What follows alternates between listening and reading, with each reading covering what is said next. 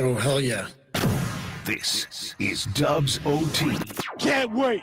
With John Dickinson. Hey, JD, what you up to, sugar? Long time no talk to.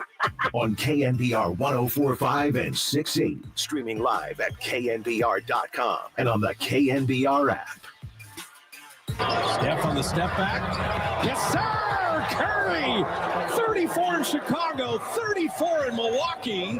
And the Warriors adding to the lead. Told Kyle Kuzma, get off me. Right into his body, bounced off him for that step back. He is a cold-blooded killer.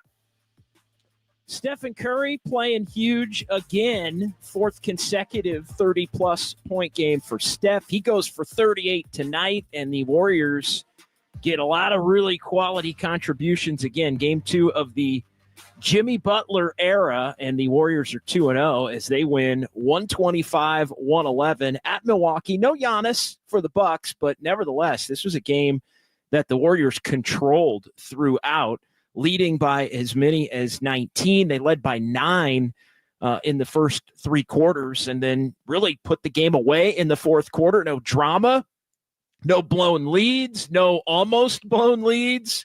The Warriors just getting the job done. Jimmy Butler, 15 more free throw attempts. It's the most free throw attempts in back-to-back games for a Warriors player since, guess who? Kevin Durant was on the Warriors roster back in the 2018-2019 season. And so Jimmy Butler making his presence felt for the Warriors in this one. Quality games from Buddy Hield and Moses Moody. Quentin Post, a big part of the Warriors' ability to put the game away in the fourth quarter. He knocked down 3 3-pointers in the first half of the fourth quarter to allow for the Warriors to prevail.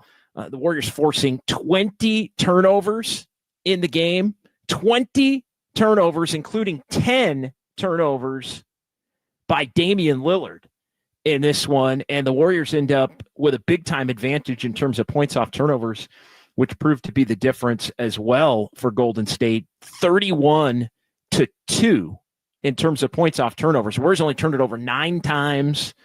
Again, got to the free throw line 38 times overall. And the Warriors, with 15 of those coming from Jimmy Butler, and so far, so good for Golden State as you look at this thing. And again, a very comfortable win.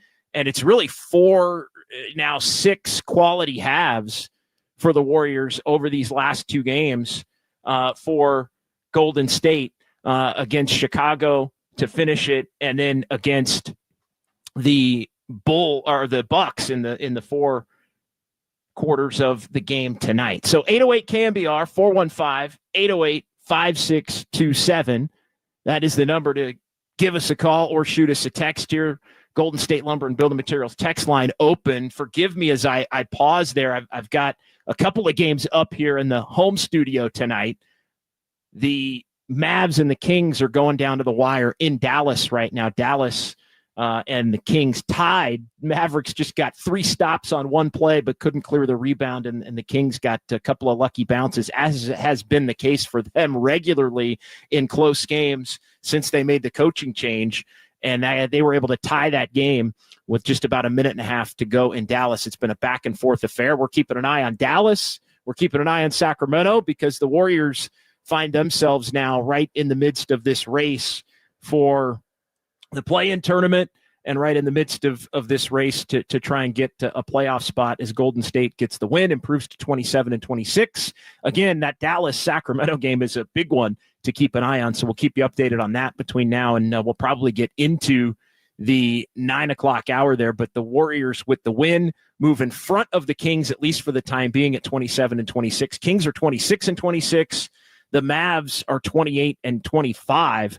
And so we'll see how that one finishes. 108 to go in Dallas, and that game's tied at 114. It's been a back-and-forth affair all night long in Big D. Been checking a little bit of that game out in addition to the Warriors game. We also got Luka's debut going on tonight across the NBA. So a busy night, but the Warriors prevailing in this one as it relates to 2-0 in the Jimmy Butler era. Appreciate everybody, as always, watching on YouTube and Twitch as the regulars file into the YouTube chat here in this one. And I think the big takeaway for this game, and really now these last 6 quarters and 2 games, I think the big takeaway is how the Warriors now, Stephen Curry looks reinvigorated. That's premier takeaway number one. Steph Curry looks reinvigorated with Jimmy Butler riding next to him. And he had a couple of 30-point games in the last 2 games before Jimmy Butler joined the equation in LA and Utah on the night of the trade. But you look at Stephen Curry has been absolutely energized by having another running mate there with him. And you see what he did in the third quarter. You saw what he did on Saturday night in that third quarter and tonight to begin the game. And it's just, he's just got some spring in his step. He looks like a different Steph Curry. I made the point on social media early on tonight. It's as energized as he's looked these last 2 games in 2 months. All of a sudden, he doesn't look a step slow, and he doesn't look like a guy that's really battling these knee issues. I'm not saying that he isn't, but all of a sudden, he just looks like he's got his swag back. The other big and obvious takeaway is just Jimmy Butler's ability to command the game and do a little bit of everything and get a quiet 20 points with 12 of the 20 at the free throw line. 9 boards, 6 assists, 4 steals. I mean, Jimmy Butler just does a little bit of everything. But I think what you're seeing in the grand scheme is the fact that, yeah, Steph is closer to Steph now that he's got a second star next to him, which is what you were hoping this thing would have the potential to look like. And now we're also seeing that when you have the 2 stars on your roster, as the Warriors do, everybody else can kind of fall in line and everybody else can fill their role and everybody else can be successful in that role. By the way, Kyrie Irving with a bucket to put Dallas in front of Sacramento. 15 seconds to go. Dallas is up 2 and the Kings have the ball. They're about to throw it in Dallas, down by 2. Again, this is a game that we're keeping a big time eye on as it relates to the Warriors. We'll see if Sacramento can tie it or maybe they go for the win on a 3. And looks like Malik Monk fouled there on a drive. And so the Kings are going to go to the free throw line, I believe. No, foul to give. So 11.6 to go, and Sacramento throwing the ball in, down by 2 here. So the Mavs had a foul to give. And like I said, we'll just kind of watch the end of this one before we reset things. DeMar DeRozan with a jumper driving to the left that he hits. So the game is tied again with 3 5/10 seconds to go. Well, DeMar DeRozan drive, and he's been really good in this game tonight. And he's been really good of late, really, over the course of January.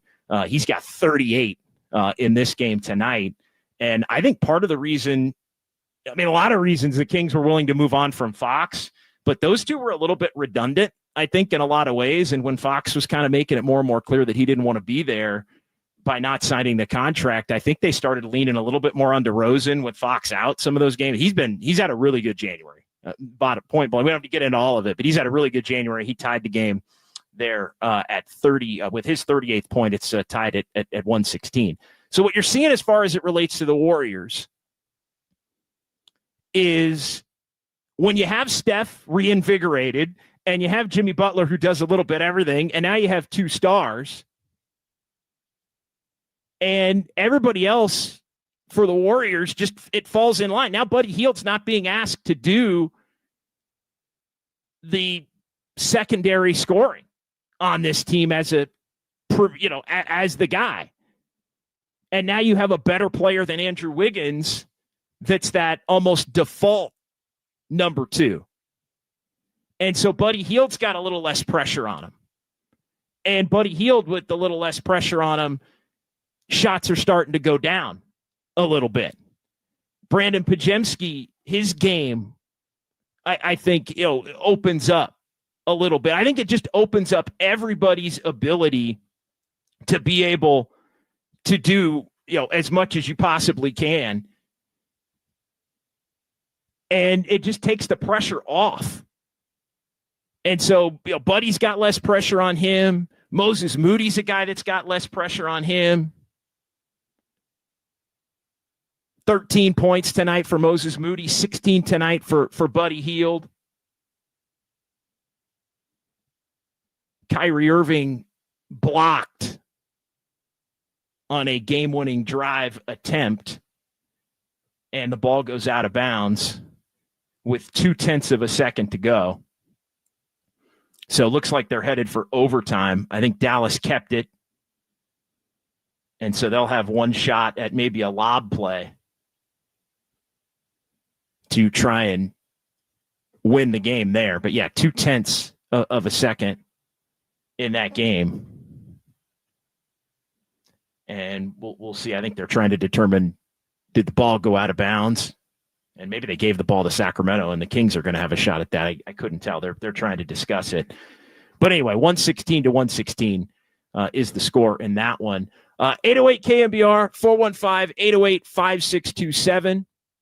The Golden State Lumber and Building Materials text line is open. Again, we appreciate everybody on YouTube and Twitch. And the Warriors off to this 2-0 start. And, tonight's really the first night, and it looked bad in that second quarter in Chicago on Saturday. But really, it's 6 consecutive quarters now where it's looked like Steph is back. Steph is reinvigorated. They've got a clear-cut number 2. And it's a hell of a lot easier to fill in the gaps in terms of the rotation and everything else around that. And so it's freeing up some of the other players to have a little bit of less pressure on them. And I think you're seeing those players thrive, whether it's Buddy Hield or Moses Moody or Brandon Pajemski or even Quentin Post, who was doing some of the things that Quentin Post had, did tonight and did in Chicago. 13 points tonight and 3 of 4 from 3, and the 3 big threes in that fourth quarter to help push the game from a 9 to 11 point game all the way up to where it got up into the 15-16 range, with the Warriors having the ability. Jimmy, how great is Jimmy Butler? The close to the third quarter, I thought tonight, was as important as anything as you kind of run through, lineup change for Steve Kerr in this one. Moses Moody goes into the starting lineup on the front line with Jimmy Butler. We've talked a lot about the lively Curry. Buddy Hield had 7 in the first quarter. Again, just looking much more comfortable. The Warriors, didn't get burned by some open looks tonight. The Bucks had some open threes they didn't hit. Warriors up by 2 after 1. They won the non-Steph minutes tonight in both stretches. Touched on this Saturday, the fact that now with Jimmy Butler playing the non-Steph minutes, Curry's back to 1 sub per half. I don't think it's coincidence that Curry being back to 1 sub per half has led to bigger performances from Steph Curry. By the way, Kings and Mavs are going to OT in Dallas, tied at 116. The Mavs did have a lob attempt that failed with 0.2 of a second to go. Obviously, a highly unlikely to have that play work with such little time to go. But been a good ball game in Dallas tonight. And again, big game for the Warriors in the standings. And the Mavs with a lot of guys out in this game as well. Obviously, no Anthony Davis, PJ Washington not playing in this one.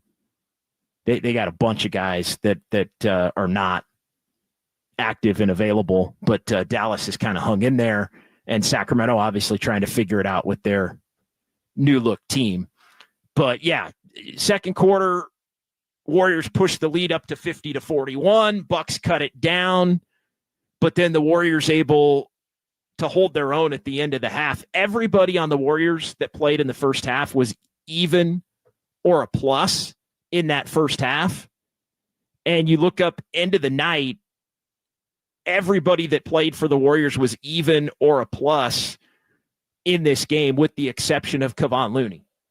So really, there wasn't a negative, and he was a -3 in his 12 minutes. So everybody really contributed positively, and there really wasn't a negative group out there on the court for the Warriors in this one. So 808 KNBR 415-808-5627 if you want to jump in and join the conversation. How much has the first two games changed the way you view the Jimmy Butler trade? Because I was surprised the initial reaction was kind of, I don't know.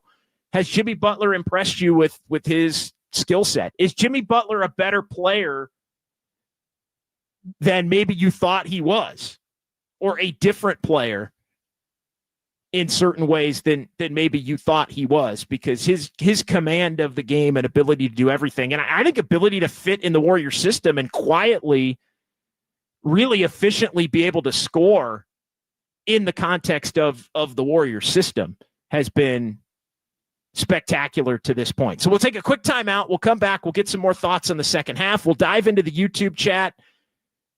But we want to hear from you, 808 KNBR 415-808-5627. Danny in Vancouver will get to you first up on the other side as the Warriors improve to 2-0 in the Jimmy Butler era.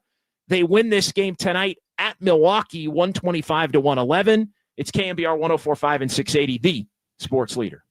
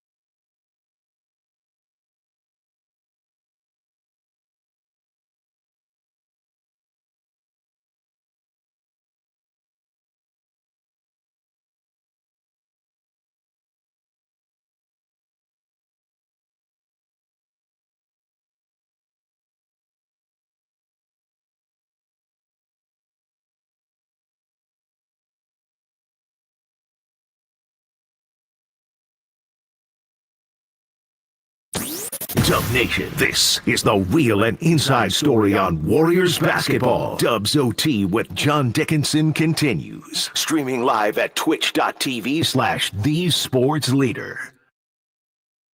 And Butler, another steal. Number 4 for the night. Bajemski, dangerous pass. Quick post. Sidestep 3. How about that? The rookie, the 52nd pick in the draft. He just sidestepped and railed that 3 like he's been doing it his whole life. What a big play by Quentin Post. Yeah, the second of 2 3-pointers in the first half of the fourth quarter for Quentin Post that helped the Warriors put this game away. Another good game for QP as the Warriors get the win 125-111 in Milwaukee. And they are 2-0 in the Jimmy Butler era, keeping everybody updated on Dallas and Sacramento in overtime in Dallas.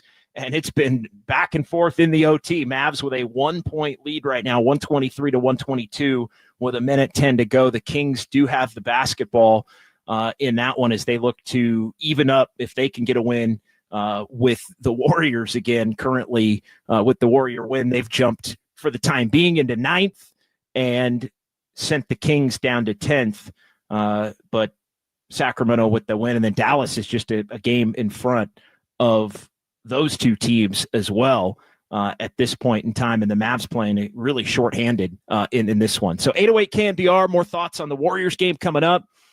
Danny in Vancouver is our tip-off caller tonight here on the Sports Leader. Hey, Danny.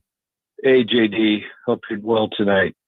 That was a fun game. A few thoughts, and then I want to hear your response, of course. I think I felt like I hit the rock bottom the second quarter of that Chicago game. I just thought it was so awful. I just about turned it off. There was no flow. And it just felt like it was like a universe apart from the sort of Warriors basketball we all know and love. But something kind of clicked in. I don't know if it took some time, but it just kind of clicked in that game.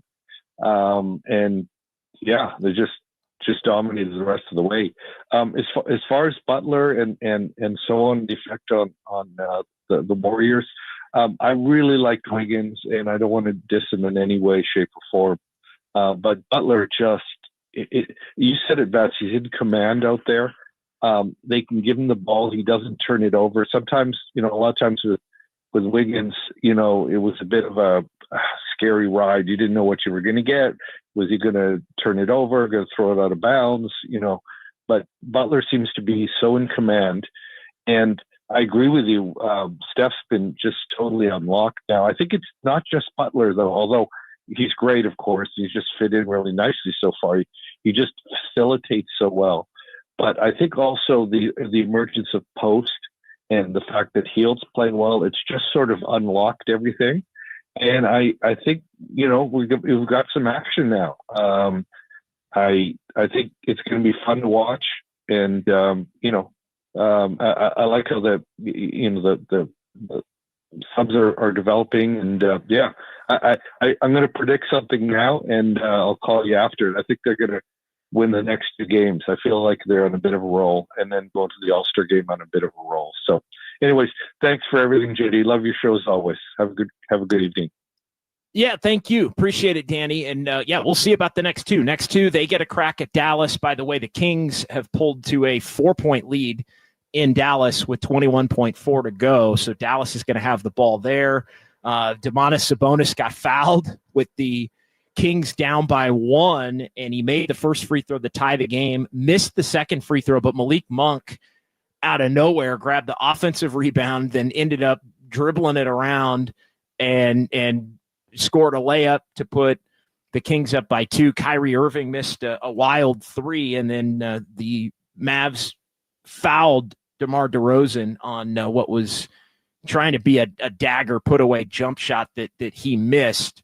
But DeRozan, a little bit like Jimmy Butler, has the ability to draw fouls and get to the line, and Dallas fouled DeRozan. So DeRozan up over the 40-point mark in that one, and he was able to put Sacramento up by 4. So looking like the Kings are going to escape there against the shorthanded Mavs, and that'll make them, 2-2, I believe, after their trades that they made at the deadline. As far as what Danny had to say, It really, I mean, I thought he was going to say rock bottom was the game in Utah, but I guess, they had to go play the game against the Lakers after that. And that was, I mean, for the Warriors to make as bold a move as they did and have it look that bad against that team in Chicago as it did on Saturday, you're thinking, wow, like what is going to be the, ability to climb out of the hole? Like, to me, it was more about the standings than anything. Like, you can understand if it was going to take a couple of games for everything to gel, but to have it be that bad against that team to where you potentially lose that game and then have to kind of figure it out from there. I think early success was very important for this group in an attempt to gain confidence, because as it's been reported, maybe everybody within the organization has not been fully or on the team was fully on board with making the trade. So I think the one way to nip that in the bud real quick is early success. So having the game flip the way that it did on Saturday and have it turn into a Warriors win, and now you go play a much better 4-quarter game tonight, and you have Jimmy Butler make as big an impact as he has in both of these games, Steph Curry look reinvigorated, and then the Butler effect on everybody else, whether it's Curry, who now looks like Steph Curry again, or guys like Buddy Hield and Brandon Pajemski. And Pajemski had been playing well in the lead up to, as we've talked about, his injury, and then has come back and played well for the most part after his injury. But Quentin Post and Moses Moody, like all of these guys look like guys who suddenly can play and be a lot more effective with this new look Warriors team. And I think, it is no shade to Wiggins. The fact that there's just a different, like, Wiggins is a very good player, and Wiggins could have games where he would be, in command at the level that he was. And so, but it was more dictated on the defense, I feel like, than him, right? It just kind of, certain nights there were good matchups for Wiggins to be able to dominate. And on those nights he did, but it was never like Wiggins taking it to the opponent and saying, I'm going to dominate. And so I think when you look at that, it ended up, you're getting a superstar. I mean, that's the reality. Like Jimmy Butler, and I think we forget, maybe because of some of the things that led to his exit from Miami. I mean, this is still an all-star or superstar type player. He's just in a different tier than Andrew Wiggins is. And so to have him be somebody that has reinvigorated Steph and allowed others to fall in line while doing what he's doing has been a major difference maker. And Giannis didn't play tonight. The Bulls stink, whatever. They're going to have an opportunity to play Dallas shorthanded. Mentioned that, Anthony Davis obviously is out. PJ Washington's not playing in this game tonight as they play Sacramento. By the way, Dallas scored quickly and then got a stop. Scored to make it a 2-point game, and they overplayed defensively. Kings threw the ball into DeRozan. DeRozan drove and looked to score because the lane was open and missed. Thought he got fouled, but missed. The Mavs got the rebound. So the Mavs have the ball with 11.9 to go, down by 2. And Dallas is going to have a shot to try and tie the game again. Klay Thompson with a 3. Klay Thompson buries a 3 out of the inbounds. Inbounds right to Klay Thompson on the left wing, and Klay with the quintessential catch and shoot Klay Thompson 3. Only took 2 seconds though.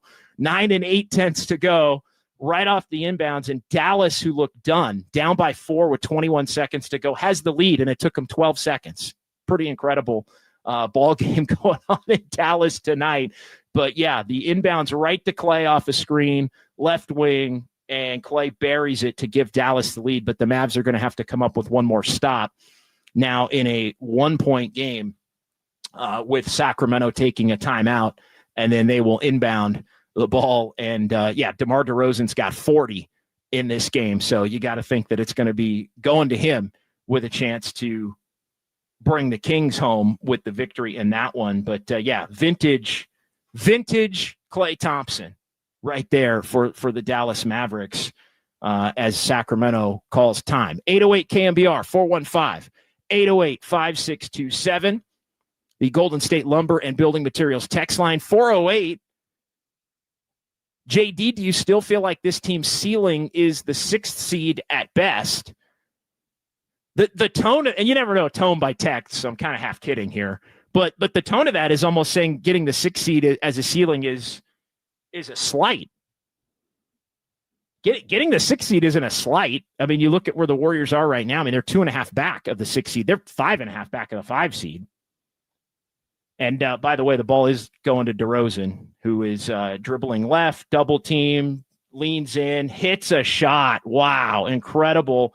Mavs don't have a timeout, and Dinwiddie throws up a shot from half court, but did they call a foul?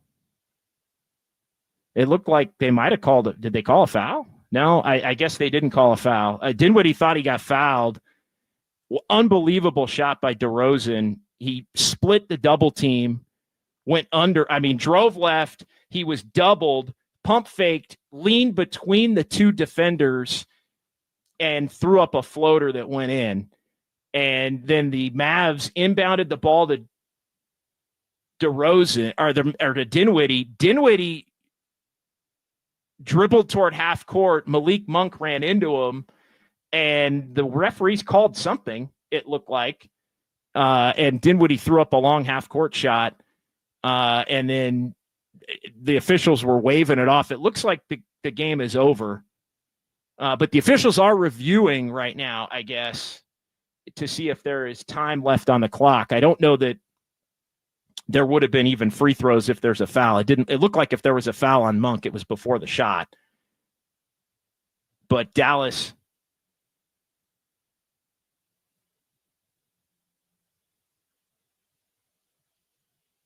So 0.6 of a second on the clock. But I think they called a travel. Yeah, they called a travel on Monk or on Dinwiddie guarded by Monk. And so the game is over. Or an offensive foul, I guess, on Dinwiddie. Anyway, Kings win 129-128. They escape on an incredible shot by DeRozan in the final 2 seconds of the game. Back to the question at hand, as far as JD, do you feel like this team's ceiling is the 6th seed? Yeah, that's not a slight. I mean, they can't get to 5. I mean, if you look at 5 right now is the Lakers, and you look at where things are. The Lakers are 31-19. So the Warriors would have to win 47 or 48 games. I mean, you're talking about the Warriors with you're talking about the Warriors having to go 10, 12 under just to get in that conversation. So, yeah, I think, and look, Steve Kerr said the goal is 6 on Saturday when I asked him about it in Chicago after the ball game. And I think he even admitted at that point that 6 might be a little bit, they'd have to get really hot to even get to 6. So I look at it right now, and the Warriors are still with that Kings win by a point in Dallas. They're back to 10th in the West, but 2.5 back of the Clippers, and other teams are going to be fighting for that 6th seed as well, including Minnesota and Dallas, who are currently 7 and 8. So even if the Clippers fall out of it, I don't see the Lakers falling out of 5th or falling out of the top 5. I really don't. And Luka's back and playing in his first game with the Lakers tonight. So even if the Clippers fall out, you'd have to beat out Minnesota and Dallas and the Clippers and get and stay in front of Sacramento, who currently you're tied with but behind because of the tiebreaker in the 2 head-to-head wins that the Kings have over the Mavs. So, yeah, I think the ceiling is probably 6. But I don't think the ceiling being 6 is a slight. You get into the playoffs and you see what you can do. If the Warriors were able to get to 6th right now, they'd be playing Denver. So, again, I think the Warriors would have a better shot against Memphis, Houston, or OKC even than they would against Denver, just based on the fact that it's still Nikola Jokic on the other side, the most skilled big man in the league. And they've got some Champions Blood guys on their roster. But there's no doubt in my mind that this Warriors team has the ability to really give the rest of the league some hell. And if they got to go through the 7 to get in or the play-in to get in, I think they're showing that they're equipped to be able to win it here and get in if they have to go that path. So yeah, I don't know. I don't think saying 6 as the ceiling is a slight to this team. But I think the early returns are extremely promising for what the Warriors can have the ability to do here between now and the end of the season. 808 KNBR 415-808-5627. That is a number to give us a call or shoot us a text here. YouTube chat, Paul. Appreciate you. We'll get to some chats here. Sounds of Dubs OT, fun with numbers coming up as well. Paul, Curry is looking healthy. Robert Brown, defense really carried the weight. Yeah, the Warriors played good defense tonight. They really did for the most part. Sometimes they get cooked on drives. I think getting cooked on drives is still going to be an issue. I think the fact that they're going to have to overcommit to not getting cooked on drives at times is going to leave wide open three-point shooters, which is going to be problematic. But I think when you look at it, they are going to be improved defensively. In some ways, I think their toughness is better. I think they're asking a lot out of Jimmy Butler, who didn't start the game tonight on Lillard. Moody got that assignment. But I think they're better offensively. And clearly, I mean, we've seen it. And I think they're good enough offensively to be able to get on a roll.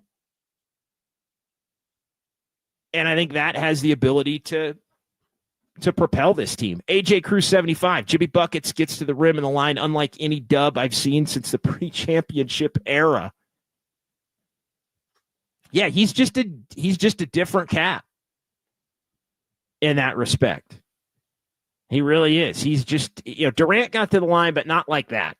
Like Jimmy Butler gets to the line like all the guys that in the league that get to the line a ton. Honestly, the guys that infuriate let's be honest. He's the type of player that kind of infuriates the Warriors fan base because and look, I think he's getting fouled on these. But he sells them too. I mean, he might get 4 a game of his 10 or 15 or whatever it is. 4 to 6 of them might be,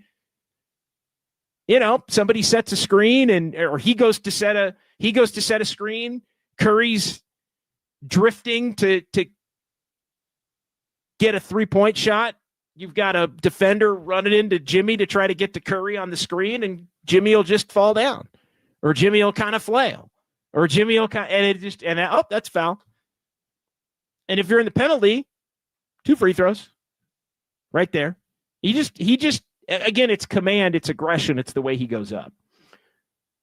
Buco Sports, Chiefs lose, Warriors back.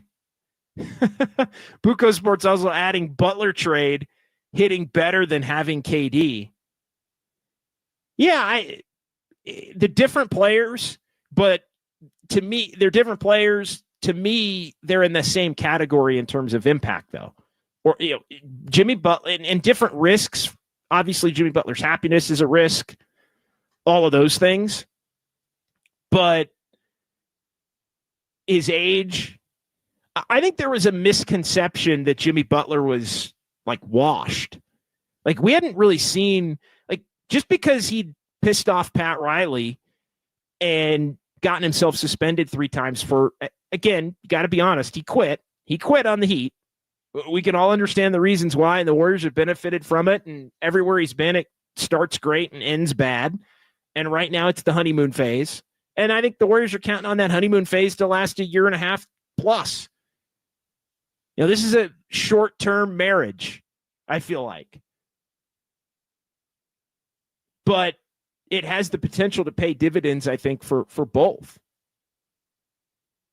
Put that last comment up, Kyle. I wanted to get to it. I didn't get a chance to it. Yeah, Jimmy fitting in like he's been on the team for years is from Rusty Nail. Unselfish, playing great defense, getting to the line, understanding teammate strengths, and doing everything in his power to help the team win. Couldn't have said it any better myself.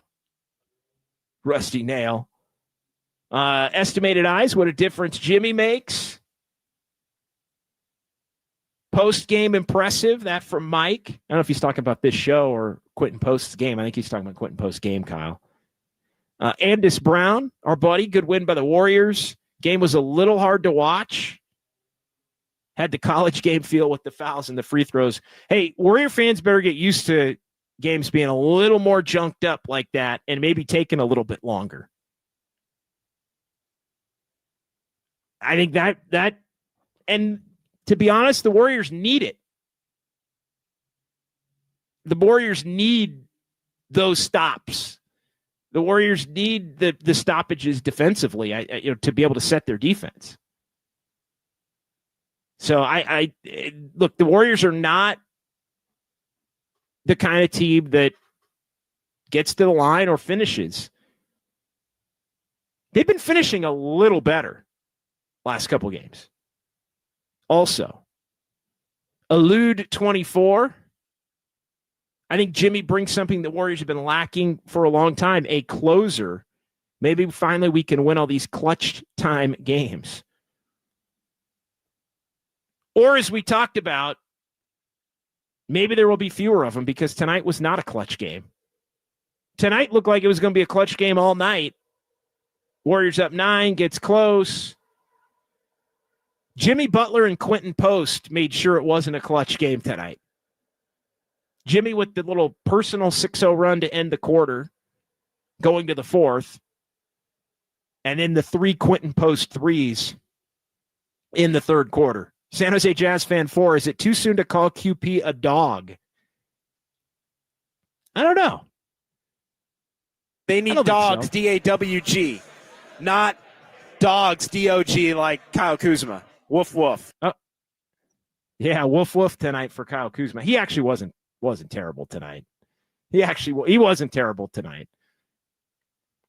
But, yeah, I mean, look, Quentin Post is very comfortable knocking down open shots. Teams, I think, have gone at him more defensively in the last 4 games, and it hasn't looked great. But I still, going back to that conversation about offense and defense, I think the Warriors need to lean into the offense, especially in the regular season, a little bit. And I think Steve Kerr did that in certain instances. So I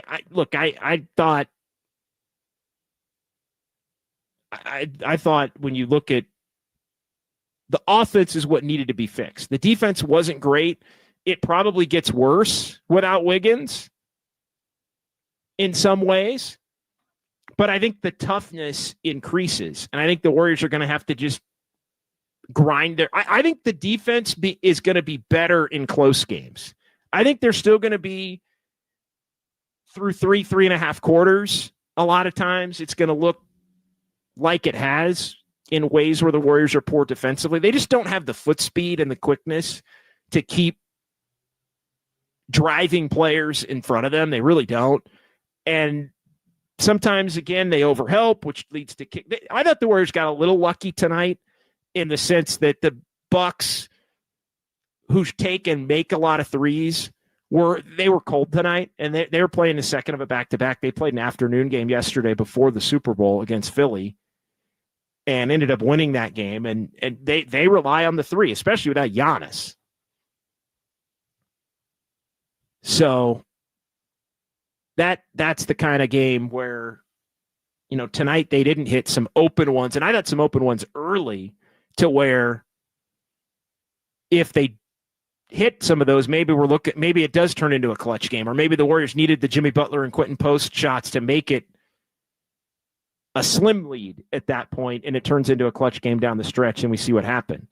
I don't know what happens if Giannis plays in this game, but the one thing that I'm very comfortable saying, and I'll bring Kyle Haar in, who's doing a great job in our San Francisco studios, as always, on this note, I don't think the Warriors win tonight without Jimmy.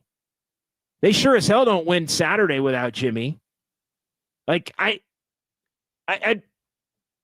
mean, this thing would already, I feel like, be getting off the rails. Now, I do think they probably would have won the game in Utah if they hadn't made any trades, because everybody would have been so happy and Wiggins would have played in Utah, and they wouldn't have been shook and down 17-2 at the beginning of that game or whatever it was. Maybe they're up 20 instead of 10 with 3 minutes to go. Again, I don't want to go too far down the rabbit hole, but I'll ask you, Kyle, do you think the Warriors win either of the last two games if they don't have Jimmy Butler? My answer is they lose both. I think that's a fair call because, I mean, if you just take tonight, for an example, they shot below 30% from three. And then it just goes back to, remember Steve Kerr's comment after one of the games, or maybe it was pregame, but he was like, yeah, we really can only win if we make a bunch of threes. But now that's not the case. Now they have multiple ways to score points. And today, I'm looking at today they made 30 free throws. So and that's just something that they've been lacking, is where can you get scoring if you're cold from three? Right. And now they have that for sure. And that's Jimmy. And we'll see on nights where there really are, when they really are cold and Buddy Hield's not hitting, and that's I still think there's going to be nights where, and Steph isn't Steph. Like, that's the one thing that we don't know about this team is, and we're going to learn it, what if Steph does have a bad shooting game and Jimmy even has the game that let's say Jimmy has the game Jimmy has tonight, but Steph has 24 and struggles a little bit. Like, can they win that game? And, I think it at least still would have been close tonight because others played at the level that they played. Or is this going to be a team, and I think this is what we're going to find out, is this going to be a team that just can't win games unless both guys are awesome and you get another guy or two come up with some big plays? So I think that's the thing to keep in mind as we move forward. 808 KNBR 415-808-5627. If you want to jump in and join the conversation on the phone lines, we'll come back. We'll short segment, couple of YouTube chats, and some more conversation as the Warriors win 125-111, and then we'll get to our Sounds of Dubs OT segment and some fun with numbers. We'll keep it going a little past 9 o'clock tonight as the Warriors get another win, 125-111. It's KNBR 104.5 and 680, the sports leader.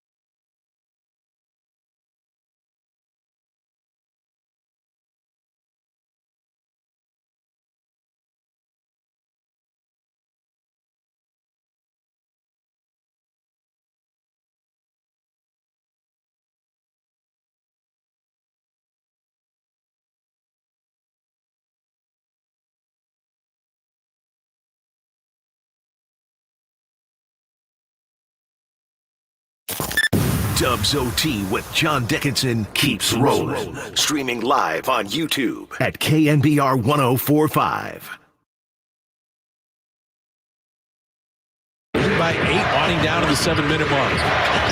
They string two together on the road. Steph Curry drops it in, and he's got 31. And Steph is going to smile and point at the fans on the way. I pointed at someone in the second row with his jersey out, stopped in no man's land. Oh, man, wiped out. Pajemski gets blown up by Brook Lopez and draws the foul. Yeah, Brandon Pajemski, couple of charges taken in this one as he continues to play well. Plus 18 for Brandon Pajemski in this game. Tonight, kind of the quintessential Brandon Pajemski game. 125-111 the final. Warriors get the win. They're 2-0 in the Jimmy Butler era, 27-26 overall. Still 10th in the West. We talked about that Sacramento game in Dallas. The Kings prevailing on a DeMar DeRozan game winner in the final 2 seconds after Klay Thompson had hit a three to put the Mavs up by 1. Back and forth, wild affair throughout the night into overtime. And the Warriors are going to get the Mavs coming up next on Wednesday night in Dallas. Later start for that one as well, as it's on ESPN at 6:30 Pacific. So we'll have Dubs OT for you in the 9 o'clock hour, and then Dubs OT on Thursday as well as the Warriors take on the Rockets, and then it's the All-Star break. But yeah, looking at the standings here with that Sacramento win that now gets accounted for. Kings are 9th, 27-26. The loss does send Dallas to 28-26. So the Kings and Warriors 9-10 and a half game back at Dallas 8. Minnesota is in 7th, 30-24. And so it's 3 games in the loss column separating Minnesota and Dallas, Sacramento, and Golden State. Also, Phoenix is still on the outside looking in at 11th, and they're a half game back of Sacramento and Golden State and a game back of Dallas. So, I mean, this whole thing could flip. The Warriors could win on Wednesday. The Kings lose on Wednesday. The Suns win, and all of a sudden the Warriors are 8th and the Suns are 9th and the Kings are 10th and Dallas is out. Or Dallas is 10 and the Kings are out. I mean, it's that night to night right now. And I think the one thing the Warriors have got to hope they can do, I would say at a minimum, is try to get into the 7-8. There's advantages for everything in terms of the play-in slot. If you're 10, you got to win 2 road games to get in. If you're 9, you at least get 1 home game, but you got to win 2, but 1's at home. If you're 8, you got to win 1, but you get 2 chances, 1 road, 1 home. And then if you're 7, you got to win 1, but you get 2 chances and both are home. So each slot, 10, 9, 8, 7, is better than the one that's, one directly behind it. So you're in essence playing for a better chance with every position. And then if you get to 6, you can completely avoid it altogether. 808 KNBR Golden State Lumber and Building Materials text line 925. With the addition of Jimmy Butler, we are seeing what Steve said was missing: confidence. Confidence that when Steph is off the court, they can hold their water. Confidence to the young bloods to play a bit more freely, and confidence that they won't just lose a lead because Jimmy can get to the line and slow the game down with his play. That is alternate to the Warrior way. Yeah, that part is. But yeah, I mean, Steph Curry has more confidence, for crying out loud. Draymond is more engaged now. I think Moses Moody really fits with the Steph Jimmy combo. And I think that Steph, and this is what the next 29 games is about for the Warriors. It's about who fits with Steph and Jimmy Butler next year. It's try to be as good as you can, and so far so good. 2 games in. We'll see what happens in Dallas and Houston, and then coming out of the break. But it does feel now like the Warriors can win any game. Like it took two games, and now it feels like the Warriors can win any game, where there were a lot of nights where you're thinking, yeah, they probably can't win this game tonight unless the opposition plays horrifically bad and the Warriors play exceptionally well.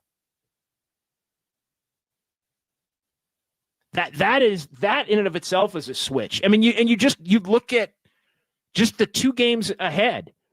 We talked about Dallas and all. I mean, Anthony Davis didn't play tonight. PJ Washington didn't play tonight. Lively's out. I think there are a couple other of their regulars that were out. I was looking. Klay Thompson played a lot tonight. Kyrie played tonight.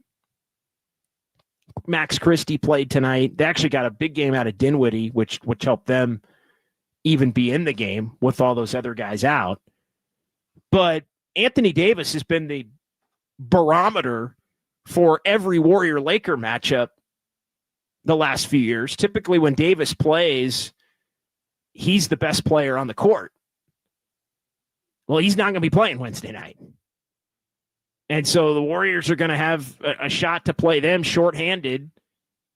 We'll see how shorthanded. Maybe they get Washington back. Maybe they get a couple of other guys back that didn't play tonight, but they're not going to have Davis. So you look at that game, you feel like, hey, if you're the Warriors, you can go win that game. Not something that you would have, thought with the level of confidence that you think it right now. And the Rockets are a team that the Warriors, their prior iteration, they played exceptionally well against the Rockets. The Rockets are a team that the Warriors kind of owned.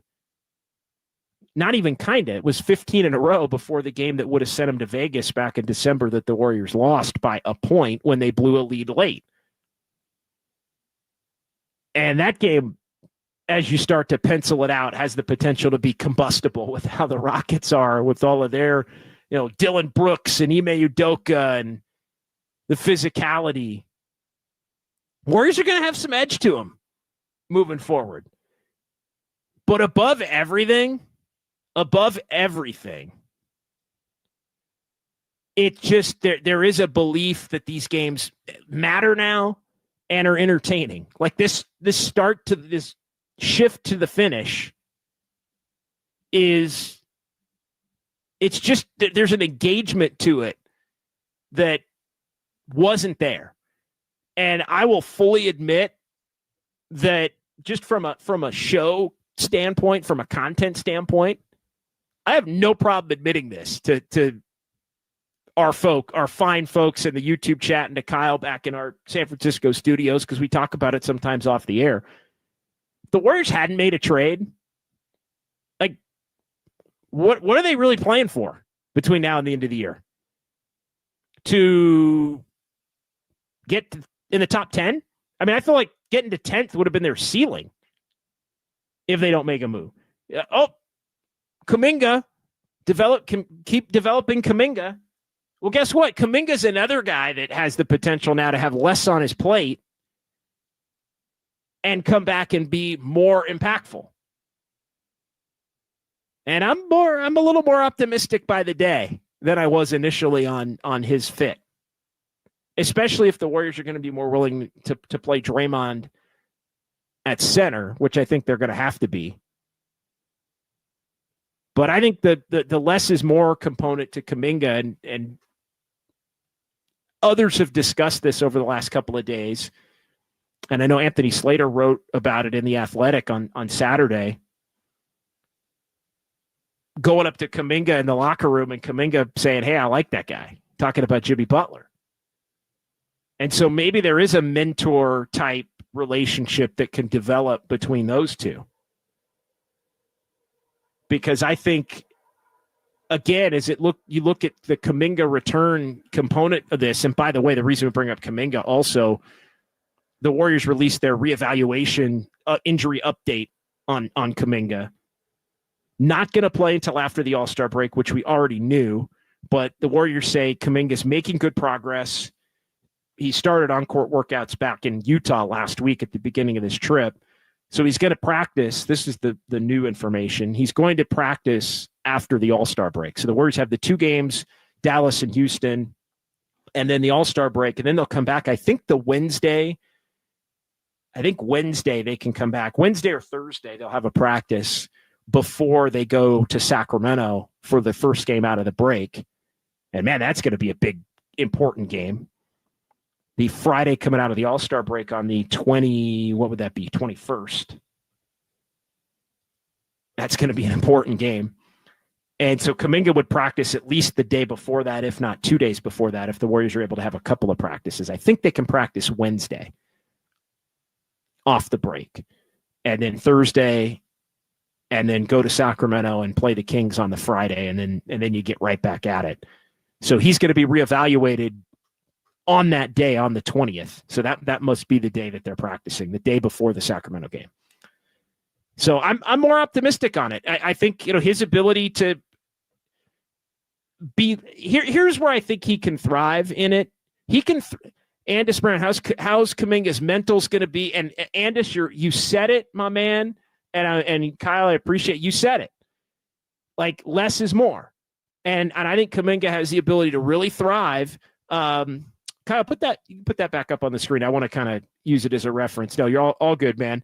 How's Kuminga's mental's going to be when he gets less touches, less shots, and he wants to get paid? I think his pathway to get paid is less is more, or at least his pathway to get paid by the Warriors.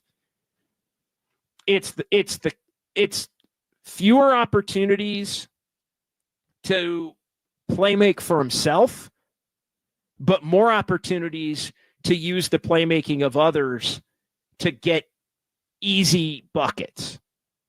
That to me is where Kuminga truly has been at his best and most impactful toward winning with the Warriors, has been that.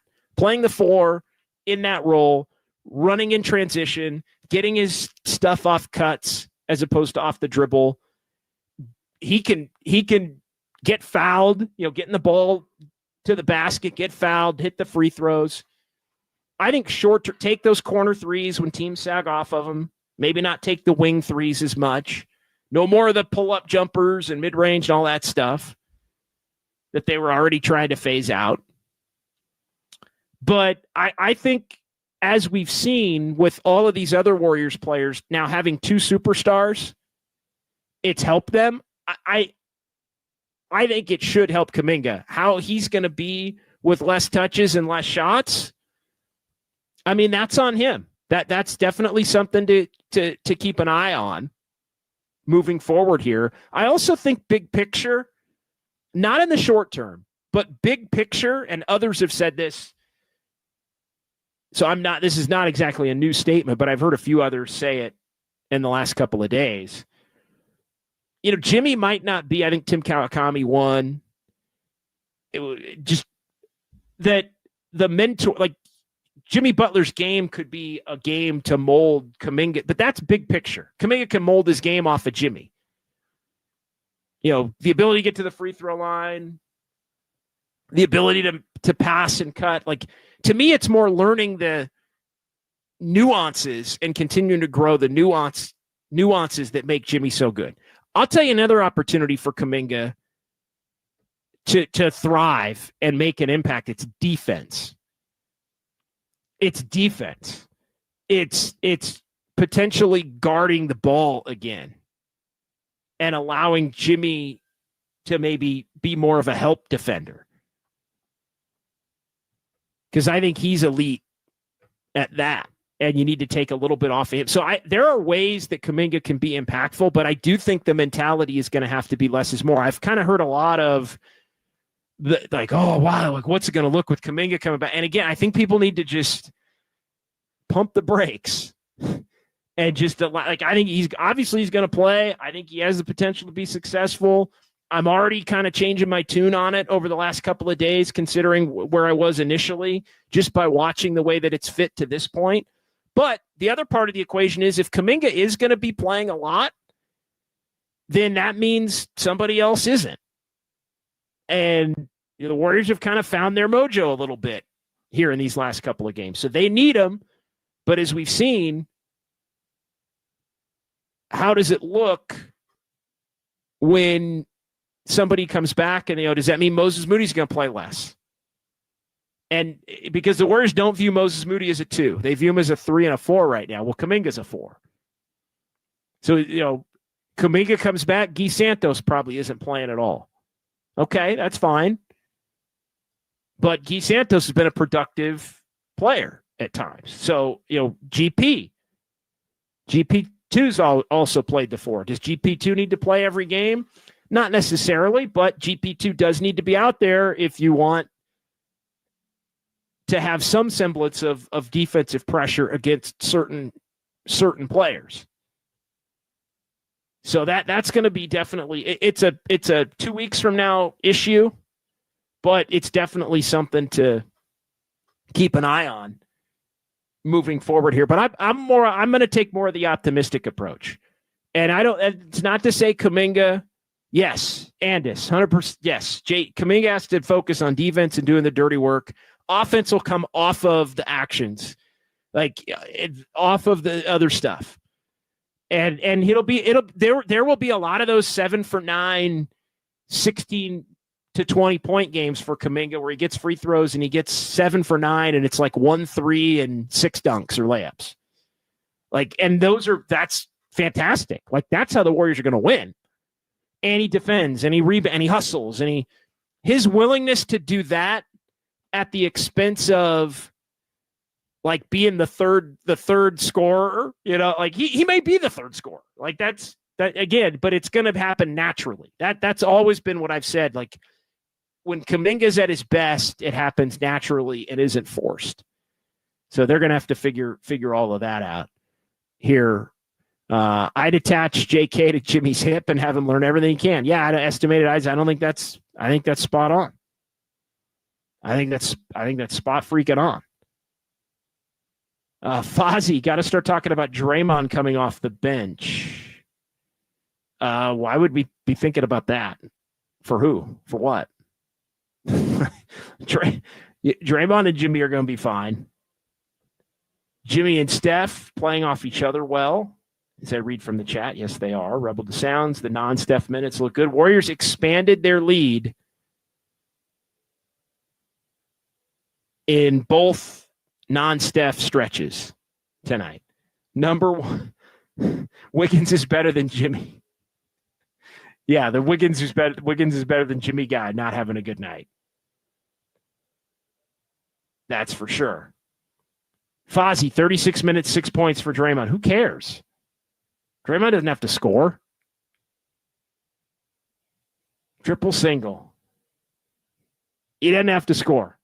If Jimmy's scoring and Buddy's scoring, all good. All right, 808 KNBR 415-808-5627. Warriors win 125-111 over the Milwaukee Bucks. It's on to Dallas Wednesday. EB here. Draymond needs to leave the refs alone, especially in the first quarter. The Warriors have work to do without him crying all the time. Yeah, look, I think Draymond, you need him to toe the line is always the conversation. And, I don't think, you pick up the tech, that's a short term going over the line. I think we're going to get a little bit more of Draymond, I think, getting a little closer to the line here with Jimmy on the team now. And you know why? Because all of a sudden these games matter again. I think part of the reason Draymond's been maybe more under control is the fact that these games, he's like, these games don't we win, we lose, whatever. Read the Steed on the Sacramento. It's DeRozan's team now that Fox is gone. It was kind of turning into DeRozan's team before Fox was gone.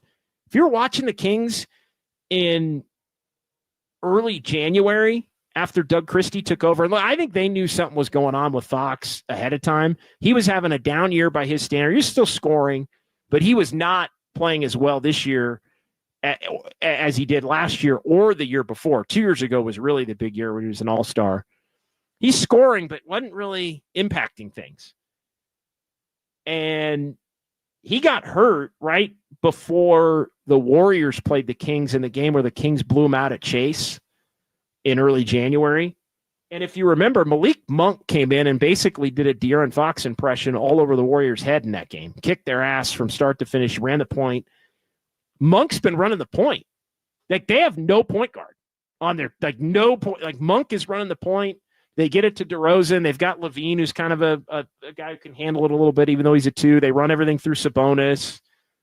It's just but they identified something. And I don't think they're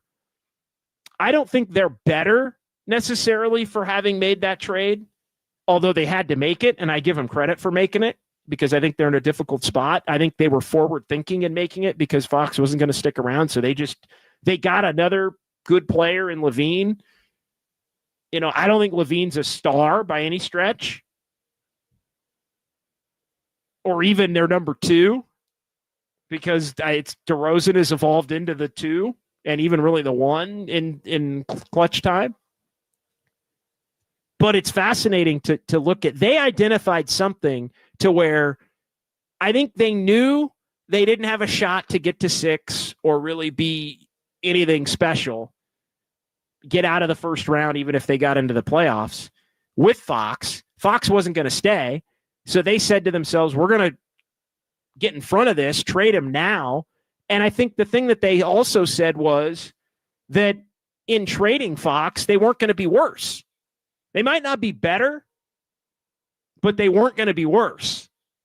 And I think to this point, that's rung true. And it was again, if you watched them in January, since they fired Brown and Christie took over and everything, they were kind of moving away from Fox even then. And again, I mean, DeRozan's been really good January and the early part of February, and he's taken over a lot of their clutch games and why they've been good. I think they're 7 or 8-1. They're like 8-1 in clutch games in the last 6 weeks, which is why they're still hanging on by a thread. They've had some pretty incredible wins late, and tonight another one of them. A couple of games they flat out stole. That doesn't go in tonight's category, but they're not worse without Fox. I think it goes back to the misconception that I think league-wide that De'Aaron Fox is a better player than he actually is. And so but he's going to look good with San Antonio. I don't think there's much doubt about it. All right, let's take a timeout. We'll get back into the Warriors. We'll get our sounds at Dubs OT coming up and some fun with numbers. If you want to jump in and join the conversation, 808 KNBR. Warriors get the win at Milwaukee, 125-111. We'll finish up with Kyle Haar's choice in terms of the chats. And we'll wrap up Dubs OT here with JD on the Sports Leader.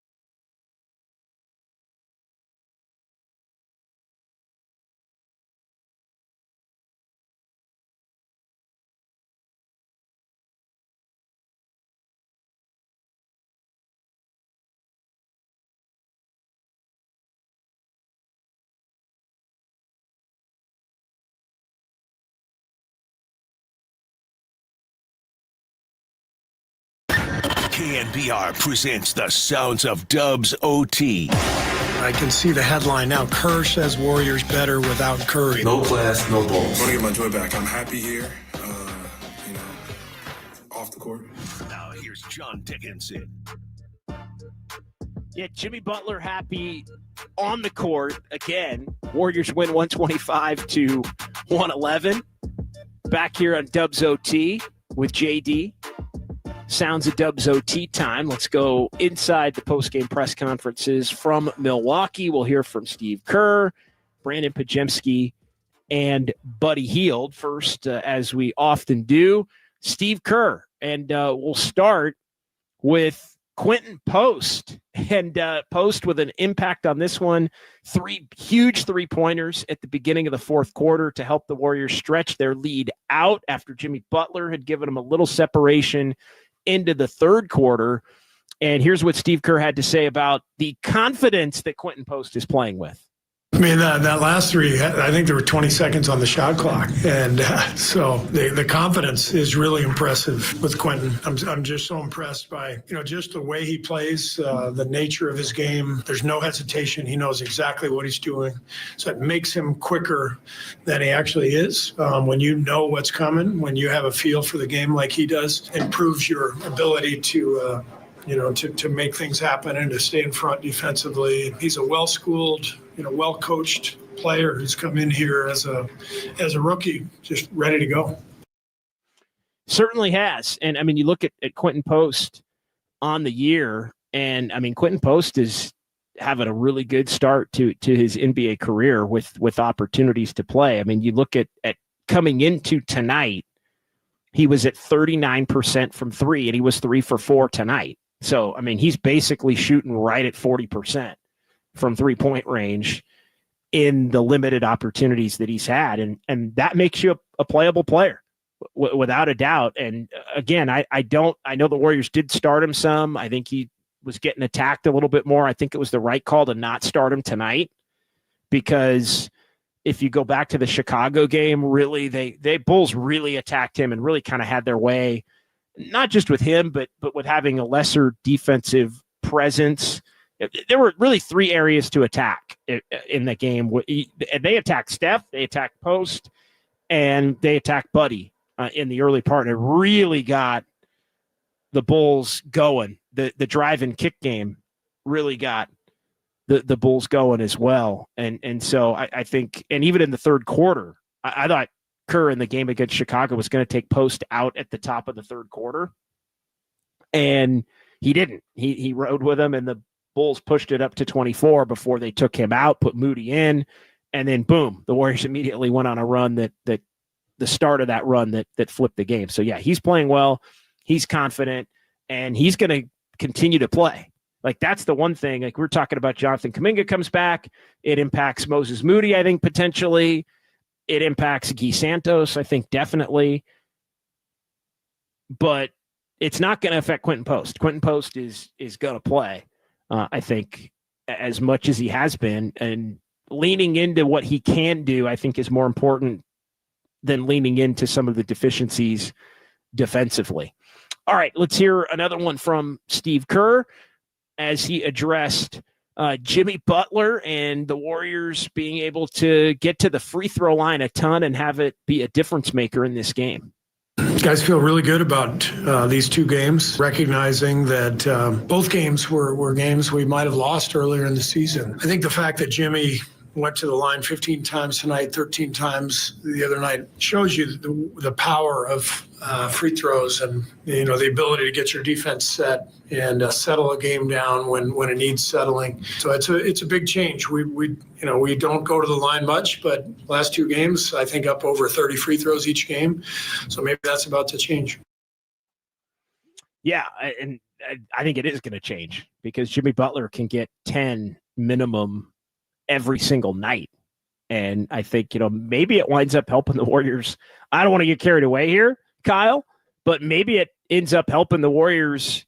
Other guys have the ability to get to the line a little bit, because, you look at just tonight, and, Jimmy went 15 times, but other than Jimmy, there were 23. I mean, Curry went 9 times.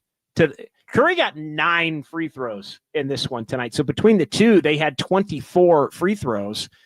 You just take Jimmy's out, and they had 23 free throws, which I think is interesting. And I'm looking at the other night in Chicago as I kind of click back at my box score here. Yeah, Curry had 8 attempts in Chicago. In addition to Butler's 13, they had 27 in that game. And that's the one thing we know Kuminga has the ability to do in a big way is get to the free throw line. So I don't know, Kyle. You think Jimmy is helping? You think Jimmy's helping Steph get to the line more? I don't know, but like maybe it's one of those things where the refs see one player on the team get the whistle. Maybe they're more likely to give Curry the whistle a little bit more. Just I don't know. It's too early to say.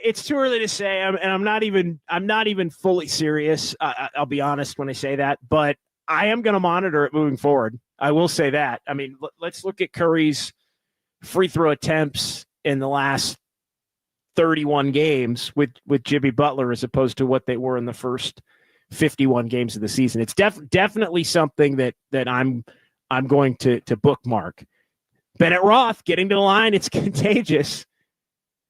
Again, I'd have to go through. I'm not going to do it right now, but I'd have to go through and look at Curry and all of the times that he's, had 8+, let's say 8 to 10, free throws in a game this season. But I don't know. I'm not being totally serious, but I also it's kind of made me wonder a little bit because Curry's gotten to the line, not as much as Jimmy, but it feels like it's more than he usually does. All right, let's hear from one more from Steve Kerr, and then we'll get a couple of funny ones from Brandon Pajemski and Buddy Hield. All right, this one's on Jimmy Butler and what has been a seamless transition to this point in 2 games coming over to the Warriors. It has been absolutely seamless, and it's because of Jimmy's IQ. He just has an incredible feel for the game. So all we had to do was give him a few of our actions, terminology, last couple of days, and we just, we're running 3 or 4 things, and otherwise it's just basketball, and he knows how to play basketball. The Warriors are running 3-4 plays now, Kyle. No, it's just bad. Isn't it amazing how that shakes out when you got added talent on the roster? Pretty amazing. Yeah, 3 or 4 things, then just basketball. The 650, clearly Jimmy on the Golden State Lumber and Building Materials text line. Clearly Jimmy brings a lot to the table, including some dynamic energy that impacts both the game and his teammates. And it's a hard factor to measure because it's invisible chemistry type stuff. Well, you can measure the numbers, whether it's the free throws or the numbers of others going up. Again, anytime you've got more high-end talent on your team, lesser players are going to play better. That's just a reality. All right, couple of funny ones here. From Brandon Pajemski. First, Brandon Pajemski addressing Quentin Post's hot streak here on the road trip. I think he's played well because his girlfriend's with us on the trip, so I think she's letting him play well. But yeah, he's been big. I think side step 3 from a 5-man, you don't really see that much. But I love his energy. I love how he knows the game. He has a European style to him. Understands how to dribble, pass, shoot, and play alongside our guys. And that's why you've seen him start so many times. Although he came off the bench today, he played really well. So there you go. All about the lady being on the trip. All about the lady being on the trip for QP. That's how he's been able to get it done. And look, I mean, talk about a big trip for him. I mean, going from 2-way to full contract, even at a minimum NBA level, that's a significant jump for an NBA player and somebody that was a 2nd-round pick. And I mean, you get drafted where Quentin Post got drafted. I mean, it's no guarantee, especially when you're a 2-way player, that you're even going to make it in the league. And now the Warriors, I think he's already put himself in position where he's going to be on the team this year and next year for sure. because he's in such a short period of time grown and made an impact. All right, one from Buddy Hield here to close it out. Buddy Hield meeting with the media, and he addressed the dominoes games. There's been, a lot of back and forth about who the Michael Jordan of dominoes is. Draymond thinks he is. Buddy Hield weighed in on the guys playing bones. Now, buddy, you staying out of the dominoes games between Draymond and Jimmy Butler? No, I'm up right now. Wait a minute. Yeah, that's what we do from the Bahamas. That's what we do. Thanks It's not regular to me. Thanks for stopping. Normal thing. Appreciate it. Normal thing. All right, so Buddy Hield throwing himself in the mix there. Apparently, Buddy Hield's he didn't say to Michael Jordan, but he says he's up right now. So that's Buddy playing better, and it's funny when Buddy play the funny Buddy Hield clips play better when Buddy Hield's playing better, and he's somebody that I think has looked different. It could just be the normal Buddy hot and cold streak, but I think at this point I'm going to give the benefit of the doubt, and he's still an extremely streaky player. So I don't know. I mean, and I think the Warriors are going to stick to playing him too, because they need the shooting that he provides. And so I think they, especially now with Podziemski being the backup for Steph, I think Buddy, it's easier for Podziemski to be the backup to Steph if Buddy starts, and then you need that shooting with the starting lineup. So I think and I know a lot of people say we'll play Moody at the 2, should be Steph, Moody, Jimmy, Kuminga, when he comes back, Draymond. They just don't view Moody as a 2. Although I do think Moody's somebody that you want to have out there with Steph and Jimmy Butler and Draymond. I do like him out there. But I wonder if it turns into, and I have a feeling it might, and people aren't going to like this, but I have a feeling it might turn into, some games it's Kuminga and some games it's Moody. And not that one or the other won't play at all, but when you're looking at finishing lineups, it might be one or the other on a given night, depending upon how things are going for the Warriors. All right, let's get to fun with numbers, and then we'll it's Kyle's choice in terms of how we'll wrap up in the YouTube chat. And we appreciate everybody, as always, watching on YouTube and Twitch. But let's get to fun with numbers. This is Dubs OT with JD. Time now for fun. I'm a fun guy. With numbers. No, I'm just having fun. On KNBR 104.5 and 680. Streaming live on KNBR.com and the KNBR app. Had a question in the YouTube chat, because the Warriors are actually, this was on the Golden State Lumber Building Materials text line, because we run through the Warriors, the 12-3, then they were 3-12, and then they basically at every turn won one, lost one in some form to be 500 after every 2 games. And we'll see what happens in Dallas on Wednesday. When's the last time the Warriors won 3 straight games? They've now won 2 in a row with the game in Chicago and Milwaukee. And I just for fun looked it up. And the last time the Warriors won 3 straight games, you got to go all the way back to November. It was November 10th, 12th, and 15th. The last time the Warriors won 3 straight games.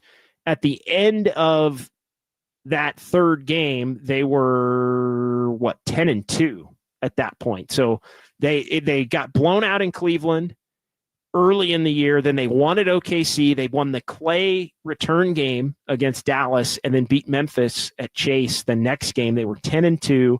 They won 3 in a row, and then they went and lost at the Clippers the next game, and that's it. They've won 2 in a row. I'm looking 1, 2, 3 times since they've won 2 in a row. And the last time they won 2 in a row was a couple of weeks ago when they beat Utah and OKC, and then they lost to Phoenix. And it's been win, loss, win 2 in a row, again with the victory. But you got to go all the way back to the midst of that 12-3 start for the Warriors to find the last time that they've won 3 in a row. Could be done again coming up on Wednesday if the Warriors can get the win in Dallas. All right, fun with numbers tonight as the Warriors win their second straight, 2-2 on the road trip.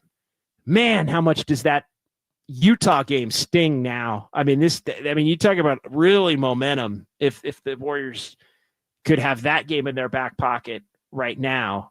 I mean, 28-25, where would – I hate to do this. I'm going to do it. Where would 28-25 put you? I mean, you can't do it because it's moot, and but 28-25 right now, the Warriors they'd be 8th. They'd be ahead of Dallas, Sacramento, and Fate had just won the Utah game. But again, you can't play that game because there are a bunch of other games you could do it with as well. 27-26, 12-13 on the road. Warriors 2 straight head-to-head against the Bucks. Warriors hadn't won in Milwaukee in their last 4 trips to Milwaukee. These two teams will play again March 20th at Chase Center, as that was a game that amid the fires down in Southern California, there were some games that needed to be altered. That game actually got moved to March. It's March 18th now. It was going to be March 20th, but it's March 18th now, following some of the games that were shifted around. That's a hell of a back-to-back, and we'll see what's up with Giannis by that point. But that's a Nuggets-Bucks home back-to-back on the 17th and the 18th of March. 32 different starting lineups.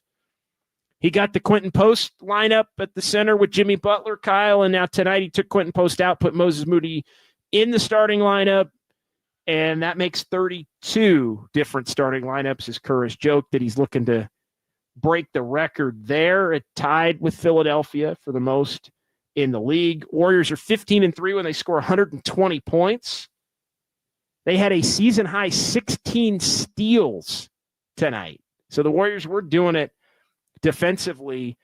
And I thought the Warriors had the potential to be a high steals team at the beginning of the year. I think the loss of DeAnthony Melton really hurt that. I think they were going to be a team that created a lot of deflections and transition opportunities because of the steals. And the steals directly lead to the transition opportunities as you look at the box score and the points off turnovers. And again, not a lot in transition for the Warriors tonight, 15 points, but the points off turnovers led to baskets, 31-2, the advantage for the Warriors there, and only 9 turnovers for the Warriors. So not a lot of ball pressure for Golden State. 6-4 this season when they turn the ball over 10 times or less. You'd figure that number would likely be better. And the Warriors with the lead after the third quarter. Warriors have been pretty good when leading after 3, 25-4 this season when leading after the third quarter. Stephen Curry played his 1,000th career regular season game tonight. Game high 38, 4th consecutive game with 30. And the last time Steph had a stretch of 4 straight with 30 or more, you got to go back to the championship season, December 12th through the 25th in 2021, as he joins LeBron James and Michael Jordan, along with Karl Malone, as the only players with a 30-point streak of 4 more games after turning 36 years old. So how about that? That's in the weeds there a little bit. And Daryl Arata of the Warriors PR department passing along that note tonight as well.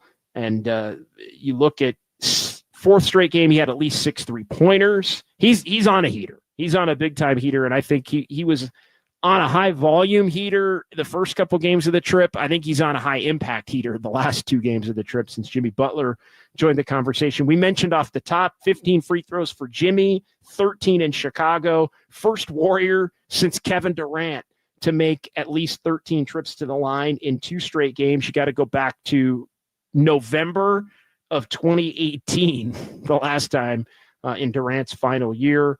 Butler, 20 points, 9 boards, 6 assists, 4 steals. Second straight game with at least 20 after the 25 in Chicago on Saturday night. And Quentin Post, 13 points off the bench, the 3 3-pointers, all huge, 3 fourth quarter 3-pointers. Impressive there. And Post has made 24 threes in his first 15 NBA games. And there's only been one other Warrior rookie to hit more in his first 15 games. You want to take a wild guess at this one? It's a random one. And it's a 2020-2021 season, Kyle. So it's recent. It's recent and random, but you'll remember the name. The only Warriors rookie to make more three-pointers in his first 15 games than QP. Give me. I don't know why I'm thinking Patrick McCaw. No. Michael Mulder. The great Michael Mulder made 26. Here's a fun one though. So Post has made 24 threes in his first 15 NBA games. You know how many games Steph Curry made in his first 15? How many threes Steph Curry made in his first 15 games? Give me over 60. Wait, 16? 60. 60. 60 in his first 15 games of his career? 3-pointers, right? Yeah. Well, what is that? 4? Yeah, 4. 4 game? 4 game? No, he made 16. Oh. So Quentin Post has made 8 more threes in the first 15 games of his NBA career than Steph Curry. Think about that. How about that? Kyle's mortified. Kyle cannot believe that. The chat cannot believe that. Steph made 16 threes in his first 15 games. Different league now. Yeah, bee's knees. Different league. Fozzie, move aside, Steph. Quentin Post, 24 threes in his first 15 games. 8 more than Steph made in his first 15. On that note, we will end fun with numbers. Nice game for Buddy Hield as well. 16 points, 4th straight game in double figures. Hield's been playing a little bit better. Drew Butler can't say Steph when you have AC. Can't play Steph when you have AC law, JD. And that was part of it. That's part of it. Impressive. Yes, the game has changed, as a lot of people have pointed out here in the chat. And a lot of that one's getting a lot of laughs. Jimbo, Post is now the best 3-point shooter of all time. People are having fun with that one. All right, Kyle, final couple of minutes here. And so we'll wrap it up. Give me your 5 best chats to close it out.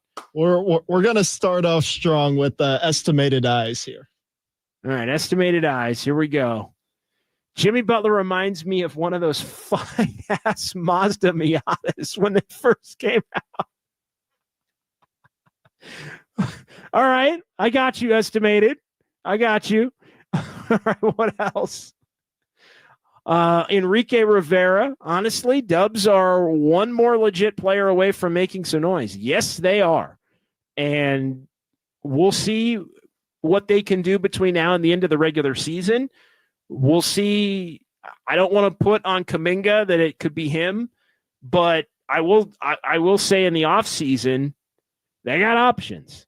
Like they have tradable players, and Kuminga, if Kuminga is not that guy, then he could be somebody that eventually is moved in a trade to get that guy. So they do have options. They do have picks still to be used. Max Lopez signing Kuminga seems like the smart move now, I have to admit. And if they decide to sign and trade, they could get another disgruntled vet for just his contract if it comes to that. Yeah, I wonder about, again, it's too early to know the answer to this, so I don't really want to go too far down the road on the sign and trade option versus all of that. There is the salary cap ramification. If you do sign and trade, I think at the level where the Warriors are, you would get hard capped again, and maybe the Warriors don't want to be hard capped. So it might be a scenario, and we'll get all these answers in the summer, but it might be a scenario where if you're going to sign him, you just sign him, and maybe you keep him for a year, or you keep him to where it's not a sign and trade, and then it loosens some of the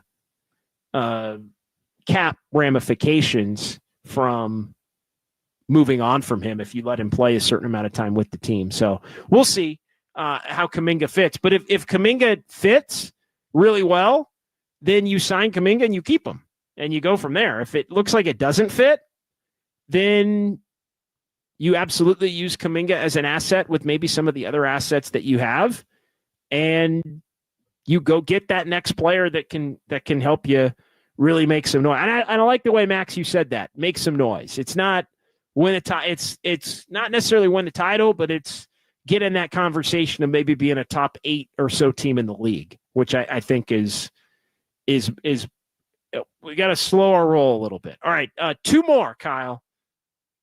Bee's knees. I think we forgot how lethal Curry is with any kind of sidekick offensively. 100%. That's 100%. I think, I mean, the question, people are starting to ask Curry, is Curry slowing down? Is Curry too banged up? Is Curry starting to really show some signs of age? And then you get Jimmy Butler into the equation, and all of a sudden, Steph looks like vintage Steph Curry for 2 games. And he looks healthier, and he looks more energetic. Like, nobody's talking about the knees. Nobody's talking about how banged up he is or how slow he looks or the shot looking a little flat. No, he looks pretty much like vintage Steph Curry. For how long, we shall see, but there's been a marked difference in the games played on Saturday and tonight. All right, final chat of the night. And we'll wrap this thing up. There were a few nicknames being thrown out now for Quentin Post, and you can go with a couple. We can go with Butler, a few. So we'll go with a few here that I like. So Jimmy Butler gave him a nickname. Oh no! Sorry, from the chat. One for Jimmy Butler, Uncle Looney, Jimmy Miata Butler.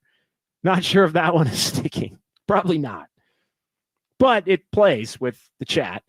Someone said the Clutch Dutch, Rusty Nail. Okay, I don't mind that one. Bennett Roth, PTSD, post-traumatic stretch 5 dominance. Oh, okay. All right. Do we have another one? Postage stamp, Robert Brown. Okay. I'm not sure if any of those are going to stick. QP Mayo. Okay. QP. All right. Good stuff. Good stuff tonight. We'll work on it. We'll work on it in the chat. Yeah, we will work on that as well as the Warriors get the win, and we will reconvene on Wednesday with Dubs OT as the Warriors will take on the Mavs. Couple of quick look at the scoreboard here as well. And I do want to wrap up. We've talked about a lot of that. We talked about the Sacramento game tonight, but looking around the league, games that impact the Warriors in the standings, Minnesota got beat tonight by Cleveland.